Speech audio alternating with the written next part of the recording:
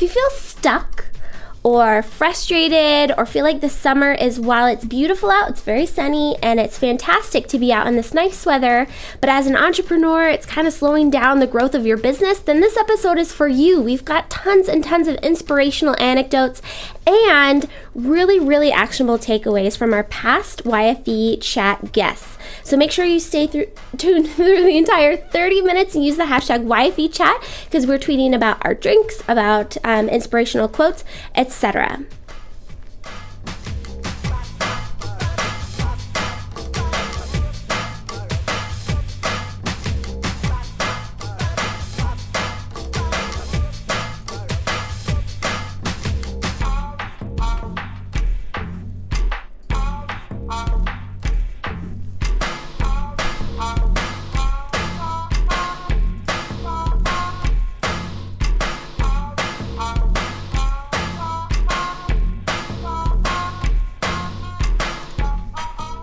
All right, everyone, this is Jennifer Dono. I'm your host for tonight's YFE Chat, episode 72.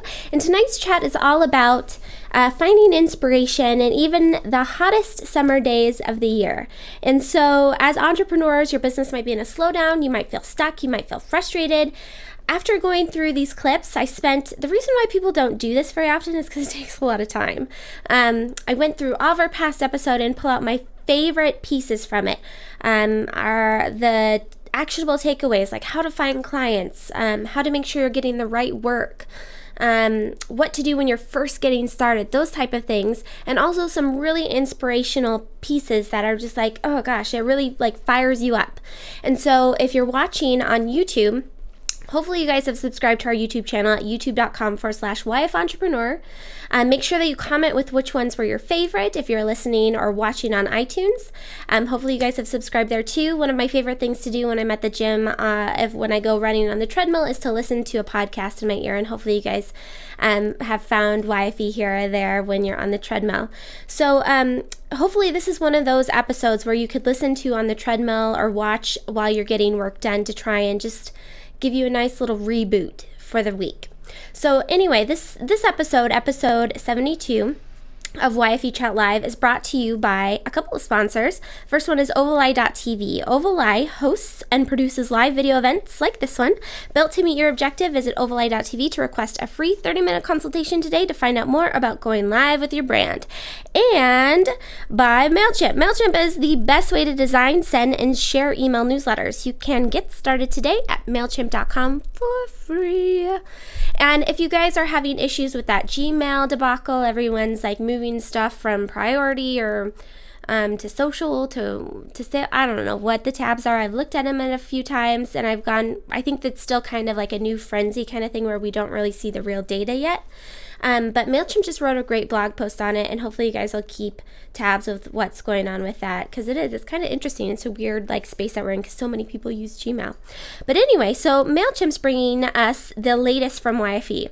There's a few things that I want to mention quickly before we get into it. A lot of quotes and takeaways from past shows. If you're just watching live, that's what this episode is about. Inspirational things that make you really want to work hard over the summer. So the first thing is that Bootstrap Book Club is happening right now. We're reading The Personal MBA. It's not on our bookshelves right now because it's in my backpack. I'm listening to it on Audible, and also I have the hardcover copy, which I totally recommend that everyone has this hardcover copy. Whether you read it from front to back or if it's literally a resource thing that sits on your desk, is something you need, because it talks about terms for business. If you're trying to be like an entrepreneur that's trying to grow her business, definitely check that out. The Audible version is just as great. You're in the gym and you can kind of, because it's a thick book. There's a lot to read with it. But one thing that I'm really thankful for in Bootstrap Book Club is our two hosts. So Rachel and Stacia, huge shout out to you guys, because you're making something that is full and complicated and a little bit like intimidating feel really, really just like I get it. And I have a couple screenshots of their questions. So if you guys haven't signed up for Bootstrap Book Club, I'll put the link below here. Right, producer? Ready? Let's see if I can make it appear. Yes. No, that's good. I like it. So this is Rachel's last question, which is about the environment that you're in and whether or not it's good or it's good for building your business. I thought it was a fantastic question. So like really nice, easy questions throughout the book, because like I said, it's a pretty complicated book. The other question that you need to make sure that you check out is from Stacia. And again, really simple questions. I really like it. So it starts conversation. So if you haven't joined yet, make sure that you do that, and thank your host. Thank them for contributing great questions. So really fast, before we get into the awesome stuff, YFE Vegas Tech has PR Sarah Evans on. So she's awesome. And Jacqueline Jensen, who's huge in YFE Vegas, I shouldn't say YFE Vegas, in the Vegas tech scene, which is by Tony Hsieh. That guy, he started this whole downtown Vegas project, and Tony Hsieh essentially invested in ticketcake.com, Jacqueline Jensen, and she's very big within that. They have the Downtown podcast, and she's going to be welcoming in Sarah on next Wednesday at 4 p.m. Pacific, 7 Eastern. So make sure you guys check that out. And then YFE NYC, Marissa Vicario, oh gosh, I love her. If you haven't subscribed to her, mwaonline.com, MWAHonline.com, make sure that you do. She's a lot of great information as far as health goes, and she's such a connector. She's an Uber connector in the New York City area. She's got something going on August 28th, and we'll let you know more about that online very soon. So let's go ahead and get into our top. Gosh, how many clips do I have? This might be a little over 30 minutes, just as a warning. Top 14 clips. I was gonna do 12 because I thought that sounded like a good number, but I couldn't cut down a few. So anyway, the first one that we're going to talk about is from Lisa Nicole Bell, which, you could not do something like this without mentioning Lisa Nicole Bell at least once. Make sure if you know her that you tweet out, say thank you so much for all of your entrepreneurial wisdom. We asked her what are the questions she gets the most when it comes to entrepreneurship. She just got done doing an extreme entrepreneurship tour. It's on level 1, the first one, yeah. We asked her what was her biggest questions on this extreme entrepreneurship tour from aspiring entrepreneurs that were young, and she came back with a few points. So let's go ahead and hear what young entrepreneurs really want to know and what her best advice for them was.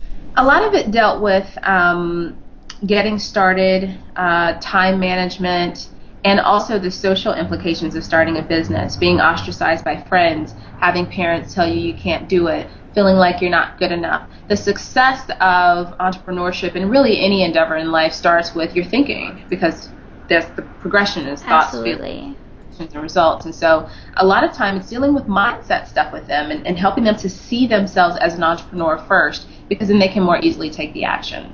Now, what type of tips did you give to these young people as far as the mindset goes to get into that piece where they're more confident and they feel like they can achieve it even when their parents and their friends are saying, hey, go get a job? Well, a lot of it, like your body, depends on what you feed your mind. So I encourage them to read, to make reading a habit, to read a minimum of 10 pages every day so they can finish a book a month. I encourage them to change the people that they're around, to make different decisions about who they invest their time with, to seek out mentors, and to also really understand that the business that you start will only be as great as you are. So as an entrepreneur, you have to invest in yourself. You have to spend time improving as a person, whether that be improving your communication skills, improving your knowledge set, whatever it may be. You have to get better if you want your business to get better. So those are some of the things that I always share with them. So that was Lisa Nicole Bell. She's one of my favorite young entrepreneurs. She's down in the Los Angeles area. And actually, about a year ago is when we talked to her, and she was doing the legacy letters. And since then, she's gone on to do some really incredible things, Gen Y documentaries, all sorts of cool things. She's now, I think it's P&G. Any of you that are watching, if you're a fan of Lisa Nicole Bell, you'll have to correct me if I got that wrong. But she's their spokesperson. So she's done a lot of really cool things since then. So the next one that we're going to do is actually a more recent episode. And it's funny looking back on it. You can see how much we've learned as a studio and how to do live streaming events, live webcasting. And so that one was one of our better ones. But YFE episode 61, we had Vasavi Kumar on, and Vasavi is awesome. If any of you have been to one of her events, or if you've seen her on, I think she's been doing some live calls recently, she's very inspirational.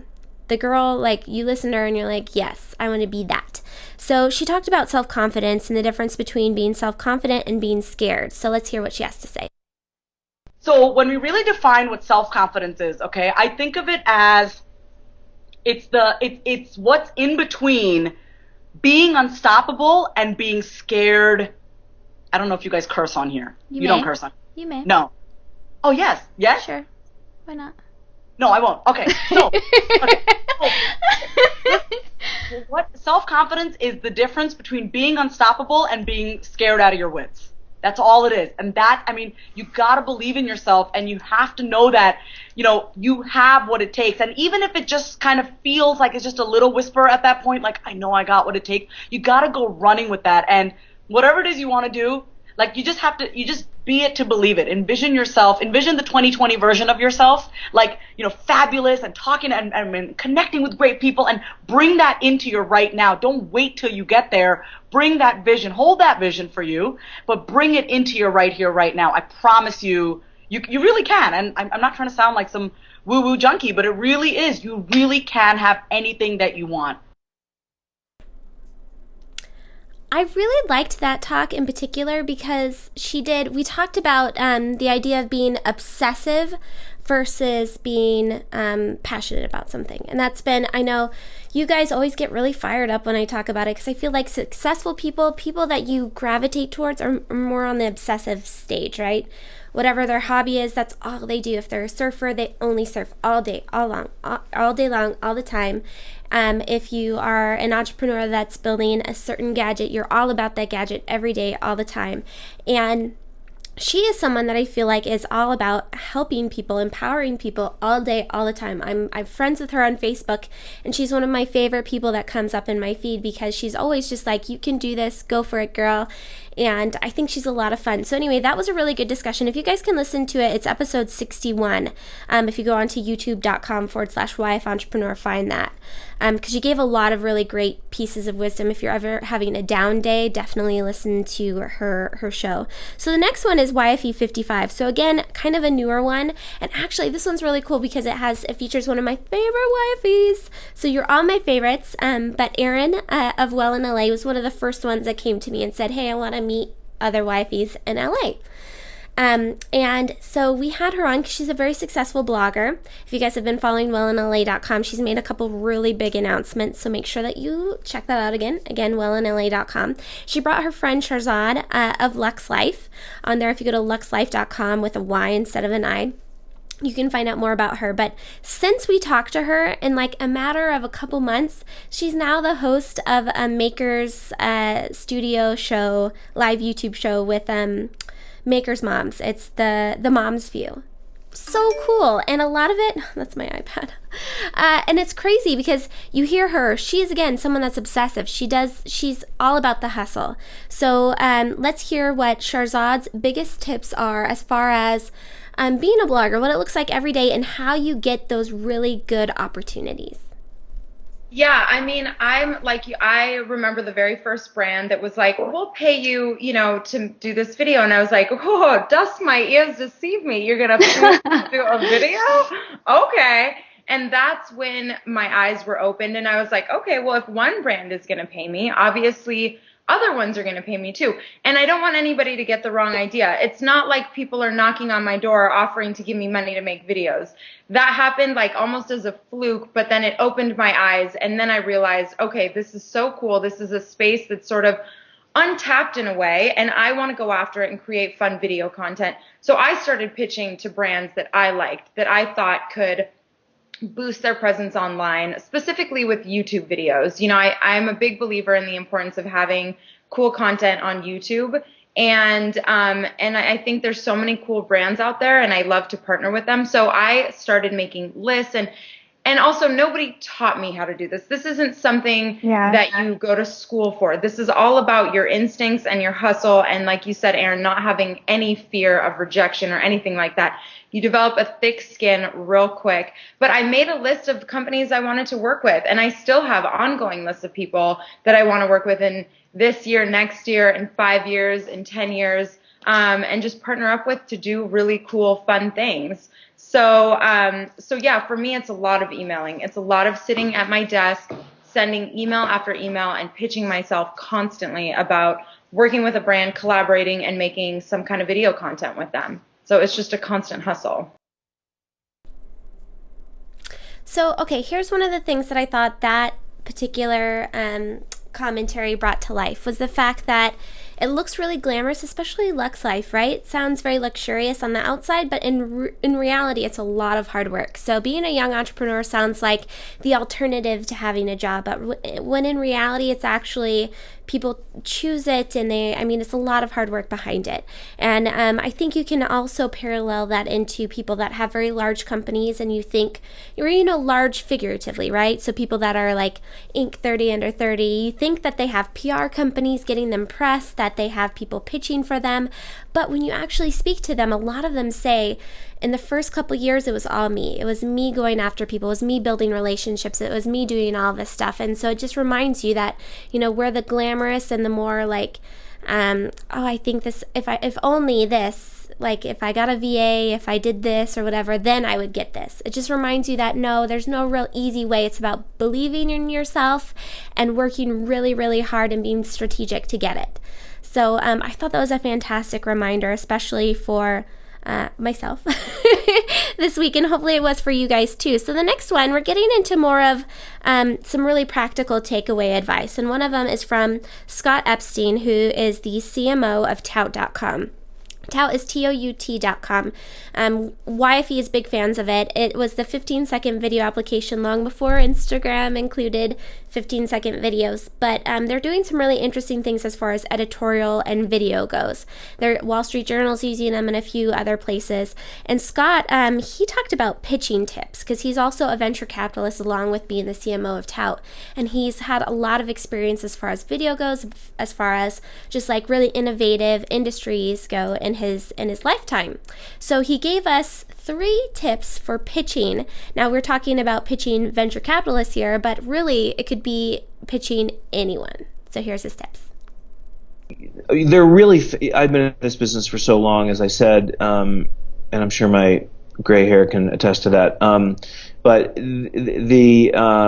I think there are 3 things really. I would say that having a really great product, having that product market fit, you're really, there's a pain point in some aspect of the world that they're solving with this product. So, to have a really good product built really well, there's no substitute for that. There's no amount of gloss or marketing that you can put on anything if it's not a great product, or even, a super compelling. Look, there is so much stuff competing for people's brains that I would say that you have to have a really great product first and foremost. And then I would say, if you have that great product, then you need to demonstrate really quickly how that product's going to make money, because venture capitalists, investors are bombarded with really cool, nifty ideas about new social media startups, or you name it. I mean, there's so many people trying to compete for such a limited amount of time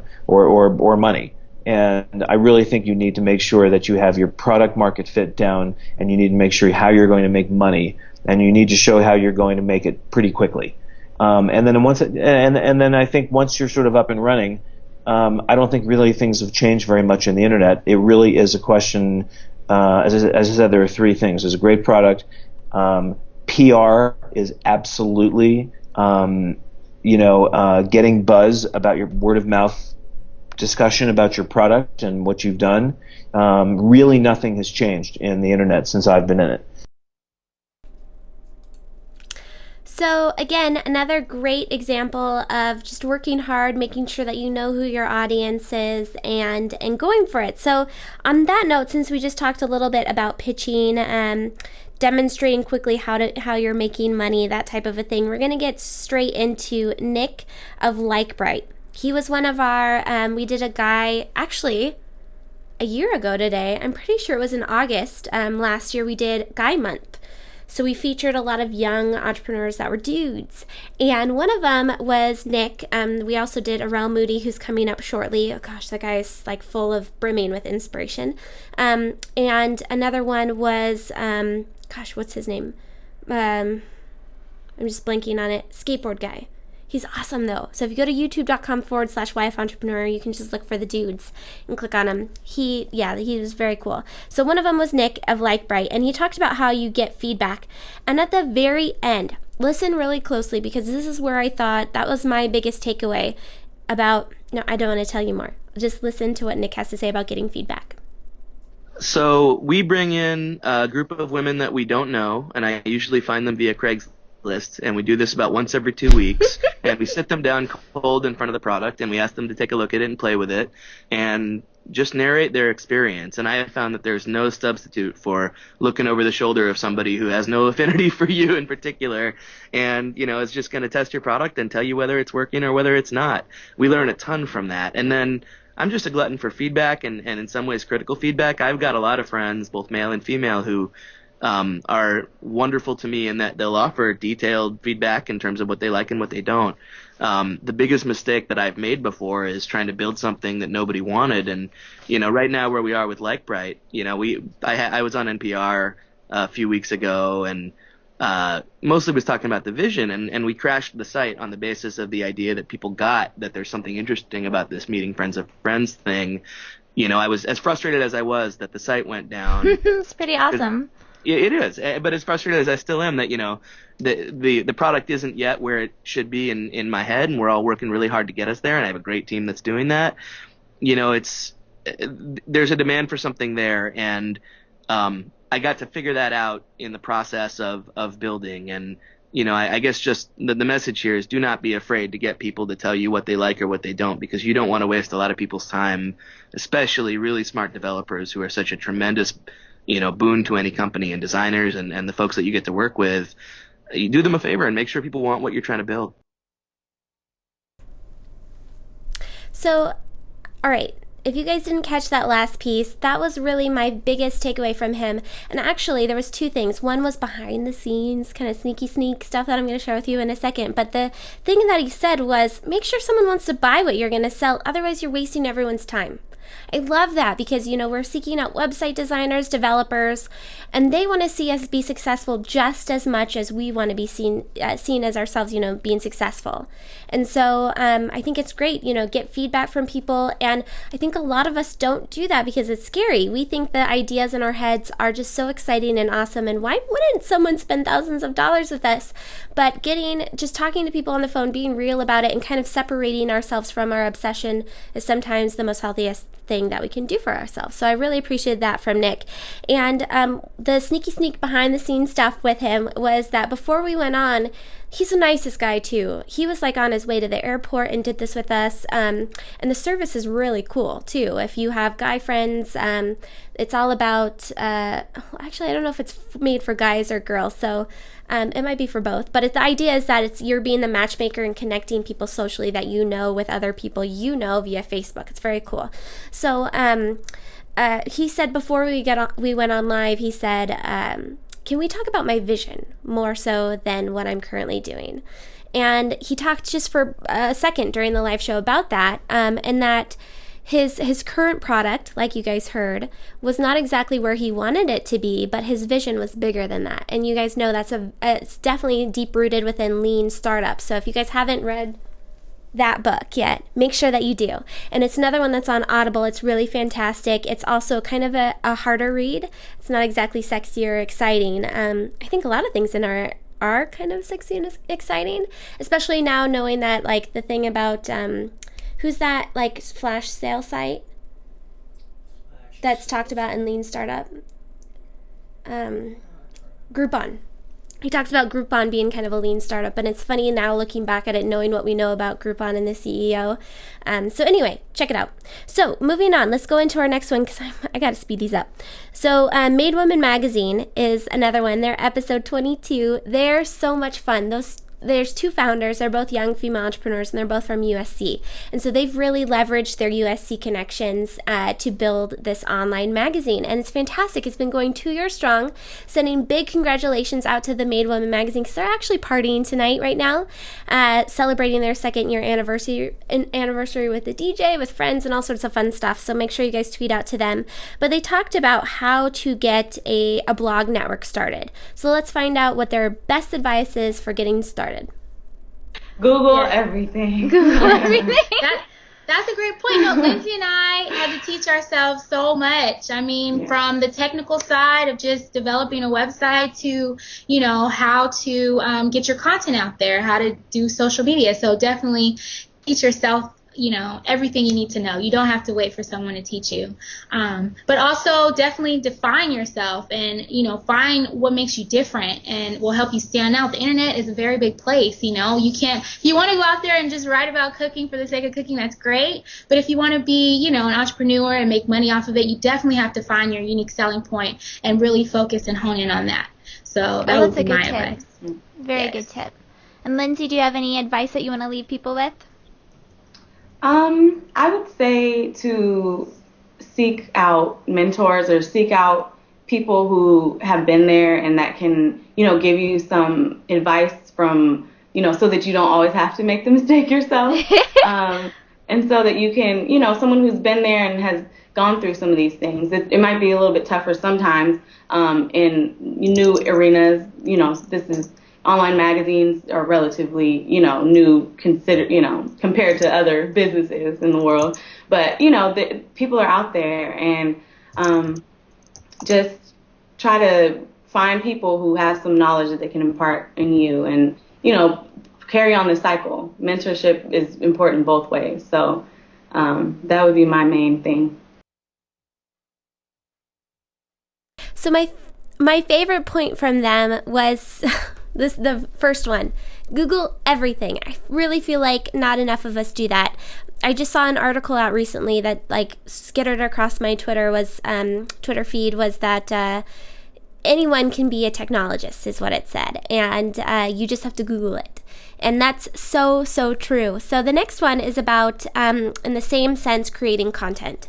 So if you're writing a blog, whether it's for your business, that your business is your blog, or if a blog is marketing your business, Derek Halpern, how could we do this and not include him, right? He's fantastic. I just watched him on Behind the Brand with Brian Elliott. If you guys haven't watched it, make sure that you check it out. And he says this, Derek Halpern, what we're about to watch, in every interview I've ever seen. I've watched his interviews probably 10 times now, and I still don't do what he says. So tonight is our call to action to do what Derek Halpern says. It's silly. You need to do it. Yeah. Every other day. So you want to write great content, but what I'm more saying is not only do you want to write great you want to create great content, but you want to take that content and then promote that content. And to really just put this into specifics so people understand. Mm-hmm.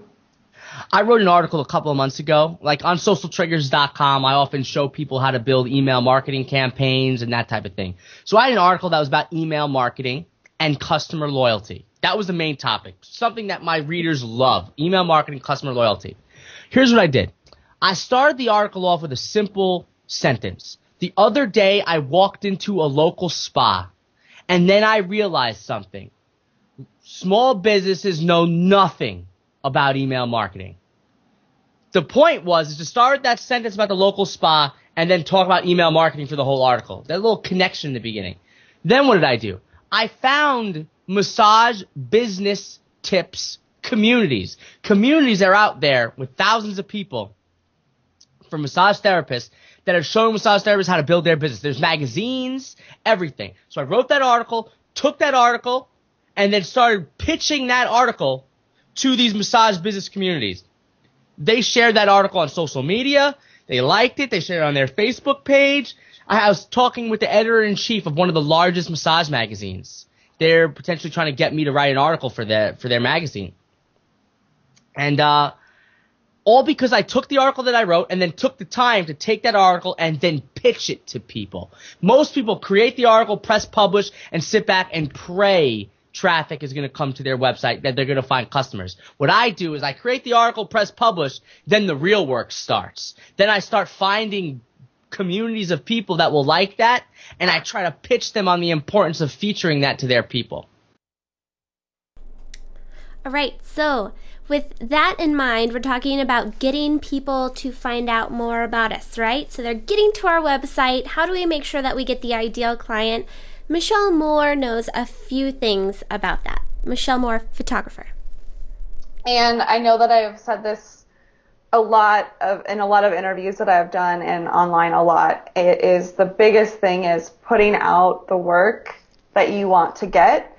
And so whether it's on your blog or your Facebook page or your portfolio, is placing work that you enjoy doing so that more clients that like that kind of work are attracted to hiring you and wanting to get a similar sort of aesthetic. And so I think that a lot of the clients are attracted to what I'm putting out there because that's what I like to do, and therefore it just, it builds on each other. And the Coco and Kelly shoot was really, really fun, and I really enjoyed working with Cassandra, and she is someone that I have been trying to reach out to for almost 2 years, so it took that long for me to finally work with her. Wow. So I think that is a really important thing that I also wanted to touch on, especially for people wondering, how do you get those clients?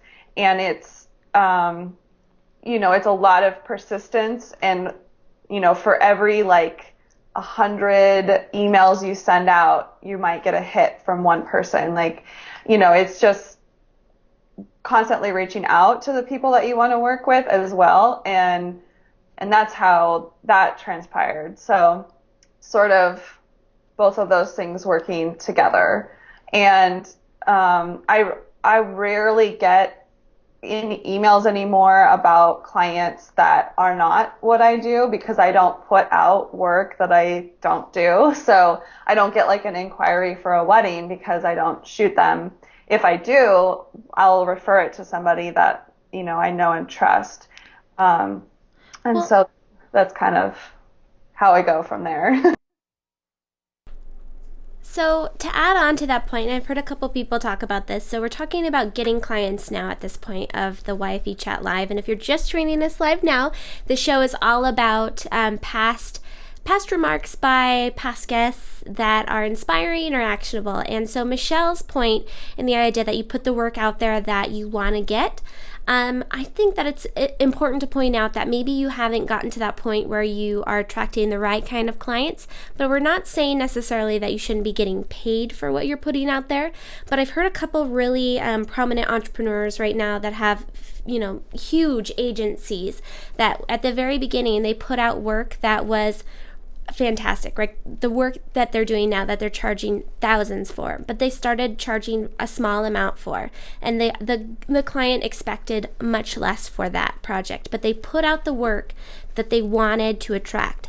And so I think that's an excellent point to remember. Whether or not you do it or not, or what your opinions are on it, can be whatever, just something I thought I should mention. I thought it was a great idea. So moving on, still talking about getting clients, attracting people. One of my favorite people is Nancy of the Networking Diary. She wrote this fantastic book that talked about networking principles, and one of them was about networking is everywhere. So we asked her about that point, and this is what she had to say. The seventh principle is that networking is absolutely everywhere. I mean, when you're in a plane, when you're in a buffet line. I mean, I tell you, I was in Chicago once, and I landed one of the biggest clients for my boss just because I turned around and asked, and during the buffet line, and asked him what he was doing there, and we connected, figuring out why he was there. So I took that person, brought into my boss, and they signed a contract. So networking is everywhere. But in this particular book, the end of 2010, I was missing Chicago, and it got really cold in Raleigh. So I bundled up, and I had a networking breakfast, my first one. I was really excited to go walk across the street because I'm green, and I was bundled up, and I wanted breakfast, and I was feeling like I was back in Chicago.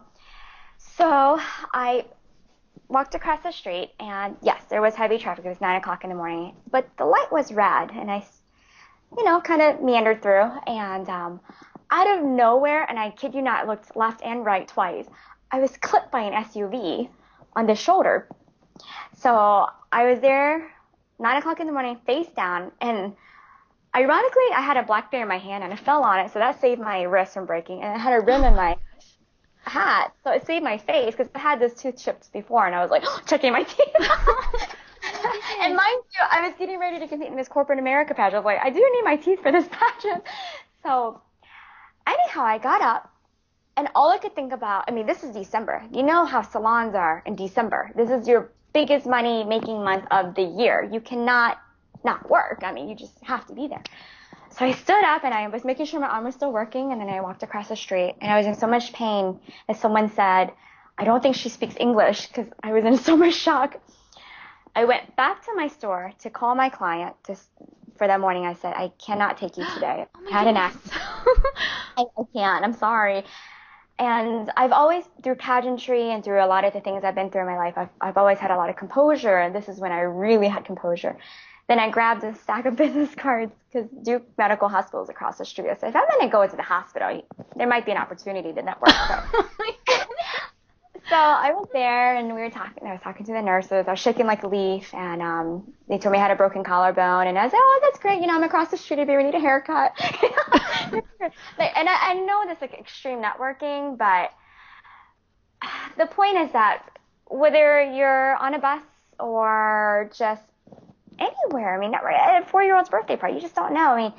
There's some way somehow that you can build a relationship with somebody and help somebody, connect them to something that they might find useful. But that's just a final example, and it's worked. You just never know. And another quick last example is last weekend I just judged the Miss Charlotte USA pageant, and the winner, Kristen Cooper, her mother had passed away from breast cancer in December, and 2 other her family members had passed away from the same thing.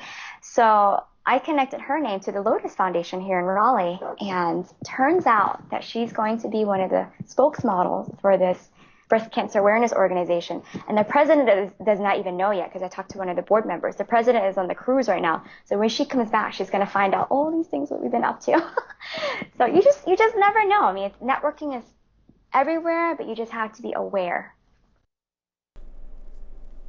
All right, so I love stories like that. They feel a little crazy, right? If you're not an entrepreneur, but if you're an entrepreneur, it feels really inspiring. So whether you're in the hospital, in the grocery store line, whatever it is, you're building relationships, making connections, and talking about your startup.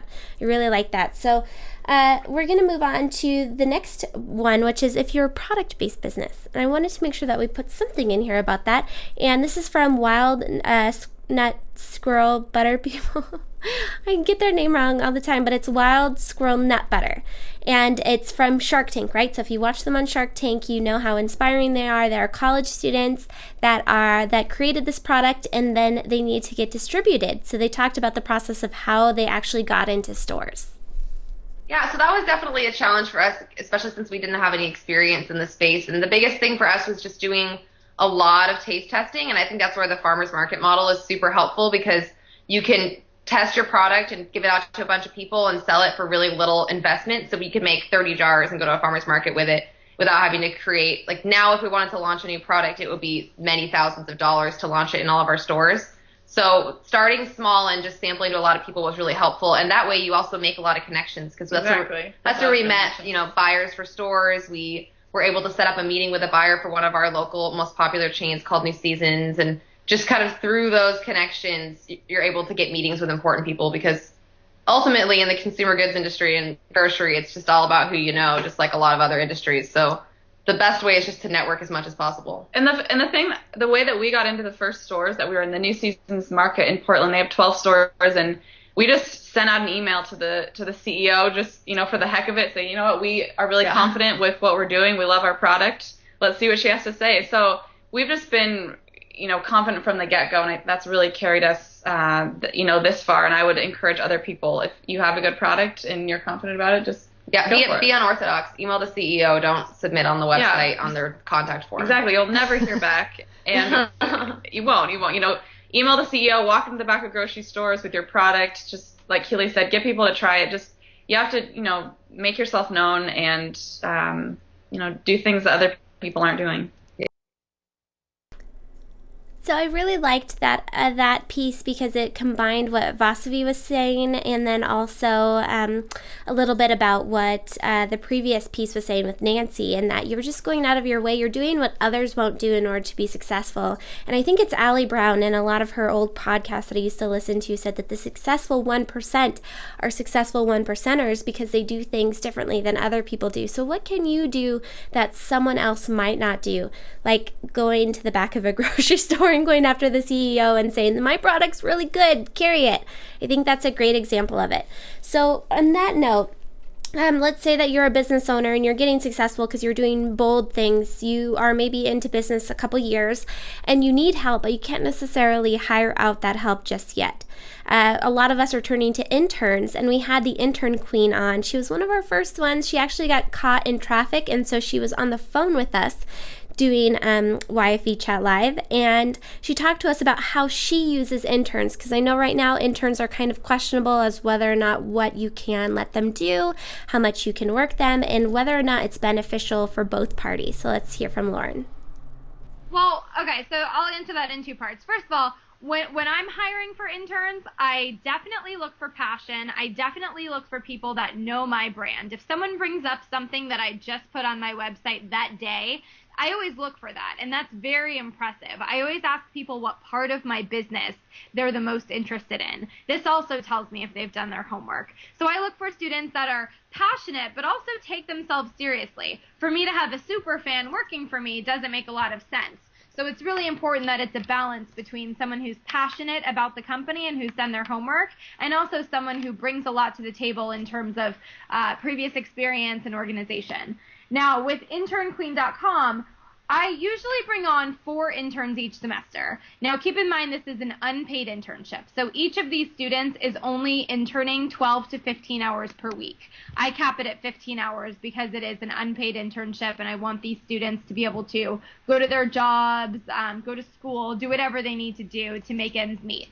And I consider myself responsible for giving them a very beneficial experience that's going to stick with them for the rest of their lives. So at my company, it's a virtual internship. I work from a home office. I'm on the road all the time. It doesn't make sense for me to have, an office in Los Angeles. So my interns can literally be anywhere in the country. I, of course, make the schedules in terms of Pacific Standard Time, but I have them call in every morning at the beginning of their shift. We do a conference call. We go over social media stats. I have them look up press hits for the company and keep track of, anytime we're mentioned in the press. We'll go over just anything that's happened that day, any interesting conversations about interns that they've seen. I have them sort of monitoring the social networks for any conversation about interns, internships, people seeking their first jobs. And then it's a variety of tasks. They do everything from I have them pitch a lot of college media, so they'll pitch school newspapers to cover my brand, my website, my book. They'll pitch campus newspapers, campus blogs. They'll do a lot of research. I'm a big to-do list person. I always have lists of things that I'd like to do if there were more time. I'm trying to think what else. I do have them do scheduling. When I had my first job out of college, one of the things that I was terrible at was scheduling because I was never trained on how to be detail-oriented. So I make sure that all of my interns are extremely detail-oriented. I teach them to be intense follow-up machines. I find that interns often don't know how to follow through when they first start at your company. So it's really important to teach them how you can't let the ball drop on things. And if people don't get back to them, that means you follow up again and you follow up again. So teaching them how to be detail-oriented and how to follow up properly has been a big learning curve. So we have just a couple more, so don't lose me yet, because they're our best ones. Not to say that the previous ones were not great, but they're ones that I feel like will close everything with a nice little tight book kind of a thing. So Lauren, we'll have to have her on again. At the Stacey Harris, I saw you on chat for a second saying something about which episode it was. That was episode 11. So yeah, it was totally old school YFE TV. Make sure that you can check out that whole episode at youtube.com/YF Entrepreneur. Make sure that you subscribe, like, and comment, of course. And yes, we'll have to have her back on because there's been a lot happening with interns since that episode. But so now we're closing things up. We've got 3 more, and one of them is from Elizabeth Saunders. She was from episode 10, and now this is kind of going off our very beginning, our first Lisa Nicole Bell post, our replay. She was talking about our thoughts becoming things, becoming actions, that type of a thing. Well, Elizabeth actually talks about time management and how our thoughts are hurting our time management. So let's hear from her. So basically, when there's some kind of stimuli in our environment, so when something happens, like let's say you're approaching a project, or you're going to a networking event, or you're trying to land a sale, whenever you have some kind of something in your life that's a stimulus that happens, it triggers in your mind a thought, and then whatever thought you have triggers an emotion, and your emotion triggers an action. And so what happens is a lot of times when people are trying to work on behavioral change, like, so for instance, maybe they say, for me to be aligned with my priorities and my goals, I need to stop working by 6 o'clock so I can have time to exercise, to spend time with people I care about, and get enough sleep. So that could be kind of the surface level thing that you're telling yourself, and kind of your action is like, I want to leave work at 6.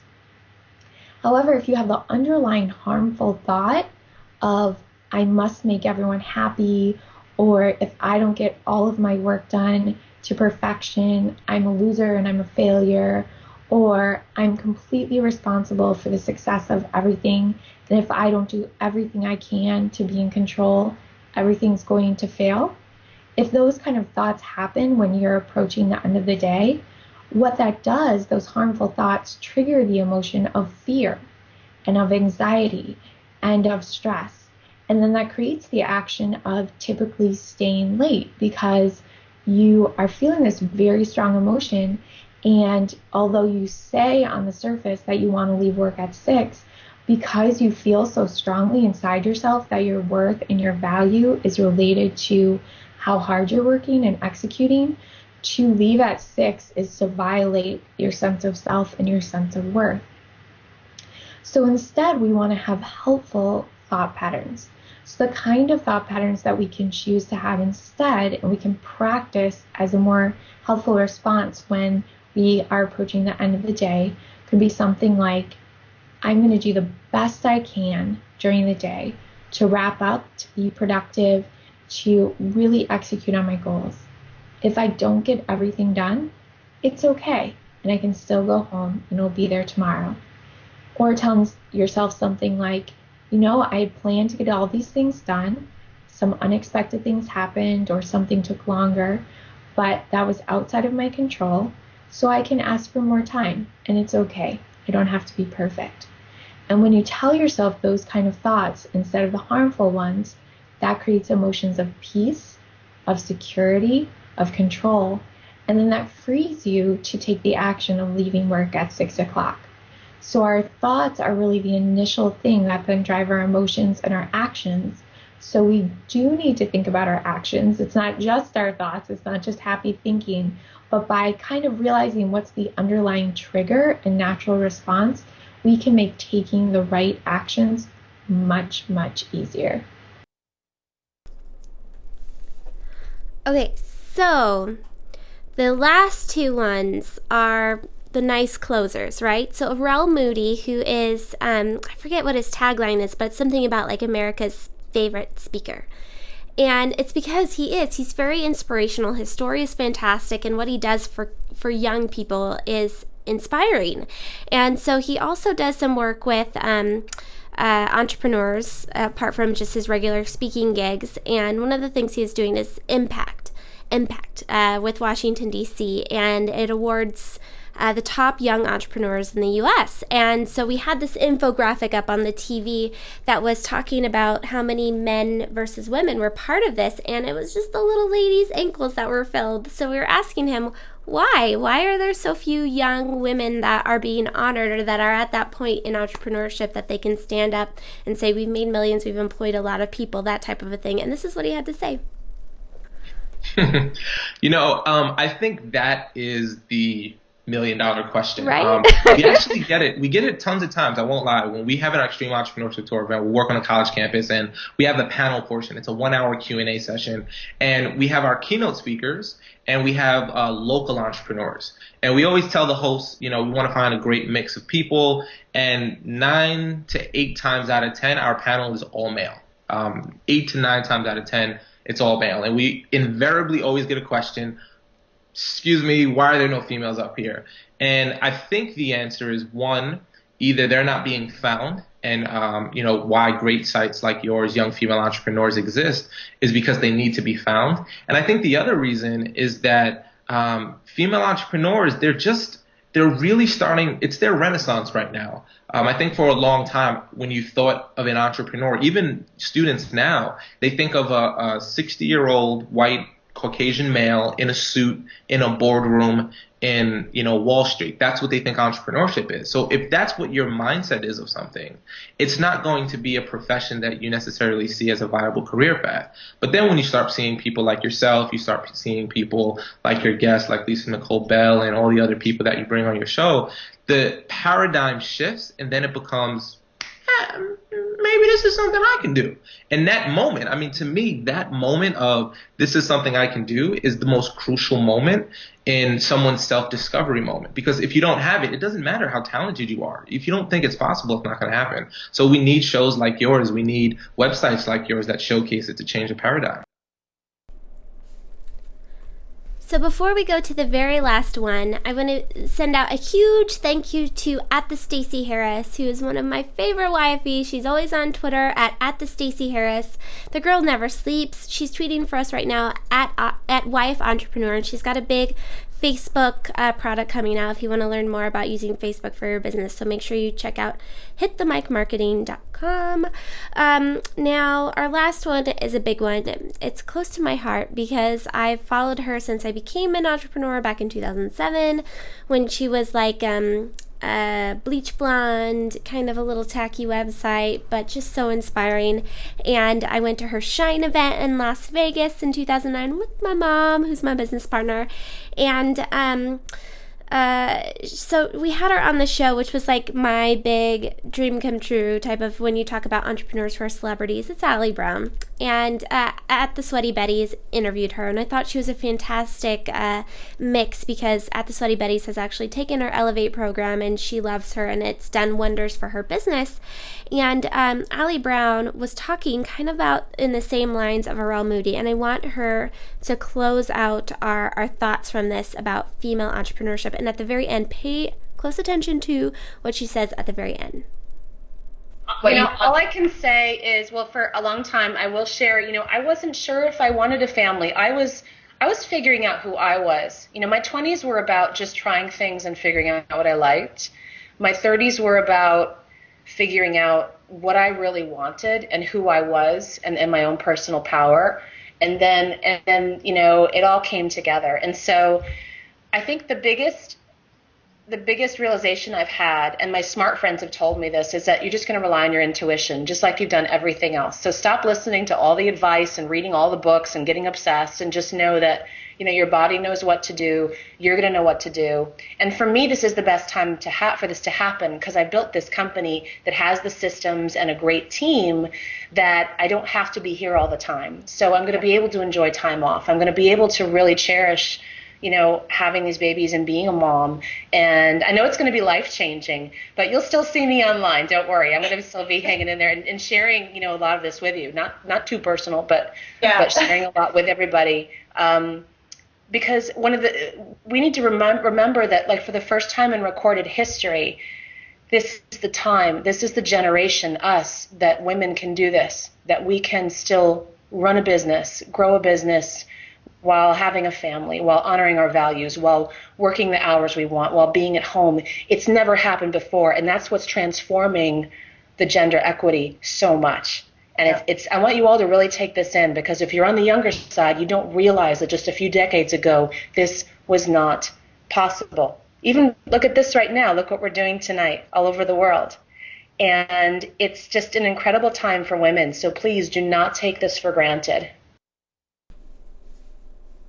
I have to say about that episode, with Ovali, we work with a lot of large brands doing these managed live webcasting, and I was really delighted about her, because if you're a fan of her, you kind of think, oh, what's she like in real life? Well, her people are so nice and so welcoming.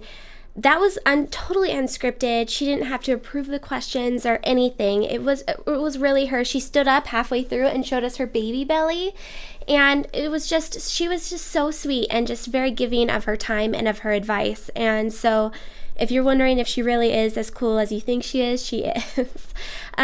So Allie Brown, I loved the part where she said, she was talking about really appreciate this moment that we're in, appreciate what we've been given compared to what our moms might have been in.